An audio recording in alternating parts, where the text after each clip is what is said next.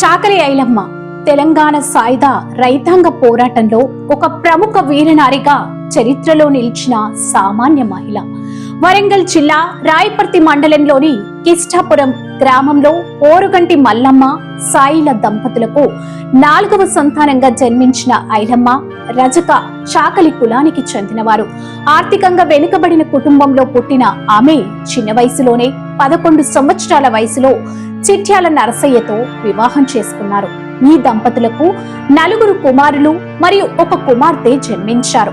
ఐలమ్మ కుటుంబం జీవనోపాధి కోసం రజక వృత్తిపై ఆధారపడింది. అంటే బట్టలు ఉతకడం ద్వారా జీవనం సాగించేవారు. అయినప్పటికీ ఆమె జీవితం కేవలం కుటుంబ బాధ్యతలకు పరిమితం కాలేదు. ఆమె తన భూమి మరియు హక్కుల కోసం నిజాం రాజ్యంలోని భూస్వాములు మరియు రజాకార్ల అన్యాయాలకు వ్యతిరేకంగా పోరాడిన ధీర వనితగా మారారు. 1940ల మధ్య కాలంలో విసునూరు దేశ్ముఖ్ రామచంద్రారెడ్డి అనే జమీందార్ ఐలమ్మకు చెందిన 1 ఎకరం భూమిని ఆక్రమించేందుకు ప్రయత్నించాడు. ఈ భూమి ఆమె కుటుంబానికి జీవనాధారంగా ఉండేది మరియు దానిని కాపాడుకోవడం కోసం ఐలమ్మ ధైర్యంగా ఎదిరించారు. ఆమె తమ భూమిని సాగు చేసే హక్కును రక్షించుకోవడానికి ఆంధ్ర మహాసభ మరియు కమ్యూనిస్ట్ పార్టీ ఆఫ్ ఇండియా ఆధ్వర్యంలో జరిగిన తెలంగాణ సాయుధ పోరాటంలో చురుగ్గా పాల్గొన్నారు.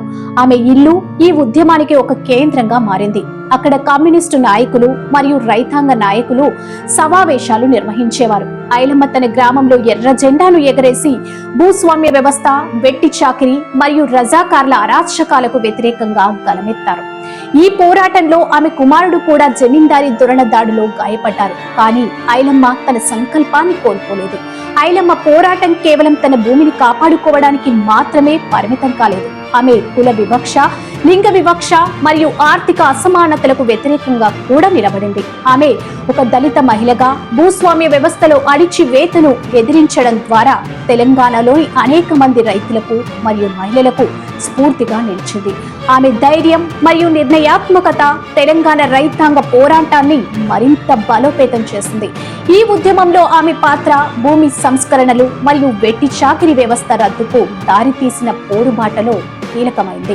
ఐలమ్మ జీవితం ఇంటరెక్షనల్ ఫెమినిజం యొక్క ఒక ఉదాహరణగా నిలుస్తుంది. ఎందుకంటే ఆమె కులం, వర్గం మరియు లింగం ఆధారంగా అణచివేతకు వ్యతిరేకంగా ఏకకాలంలో పోరాడింది. 1948లో నిజాం పాలన ముగిసిన తర్వాత కూడా ఐలమ్మ తన గ్రామంలో సామాజిక న్యాయం కోసం పోరాటం కొనసాగించారు. ఆమె జీవితం చివరి రోజుల వరకు సామాజిక సమానత్వం, రైతుల హక్కుల కోసం కృషి చేశారు. 1985 సెప్టెంబర్ 10 పాలకుర్తిలో అనారోగ్యంతో ఐలమ్మ మరణించారు. కానీ ఆమె